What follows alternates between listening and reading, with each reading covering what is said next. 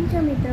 આજે આપણે બનાવવાના છીએ ચણા અને બટાકાનું સરસ મજાનું ગુજરાતી એવું શાક. તો ચાલો, કાંદા ઝીણા સમારી લેવાના છે, ટામેટાં પણ ઝીણા સમારી લેવાના છે. ત્યારબાદ આપણે એક નાની વાટકીમાં મીઠું, મરચું, હળદર, ધાણા જીરું અને સહેજ ગરમ મસાલો અને થોડોક ચણાનો લોટ નાખી અને સહેજ પાણી નાખીને સરસ મજાનું આપણે સ્મૂથ બેટર બનાવવાનું છે. આવી રીતે એકદમ વ્યવસ્થિત રીતે હલાવી દેવાનું. આપણું બેટર તૈયાર છે. હવે એક પેનમાં તેલ લેવાનું છે.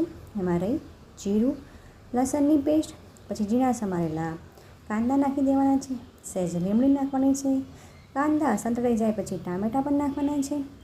ટામેટાં સંતળાઈ જાય પછી આપણે જે પેસ્ટ બનાવી હતી તે આની અંદર એડ કરી દેવાની છે. પછી આપણે કોઈ પણ જાતનો મસાલો કરવાનો નથી. ત્યારબાદ થોડુંક પાણી નાખી અને થોડી વાર માટે ઉકળવા દેવાનું છે. ચણા અને બટાકાને મેં પહેલાંથી જ બાફીને રાખ્યા હતા. એ પછી આમાં એડ કરી દેવાનું છે અને થોડો ગોળ અને લીંબુનો રસ છેલ્લે નાખવાનો છે. બરાબર નખાઈ ગયા બધું. ત્યારબાદ આપણે થોડી વાર ઉકાળીને પછી આપણે એને સરસ મજાની કાઢી લેવાનું છે. આ ચણા બટાકાનું શાક તમે ગરમા ગરમ પરોઠા સાથે ખાઈ શકો છો.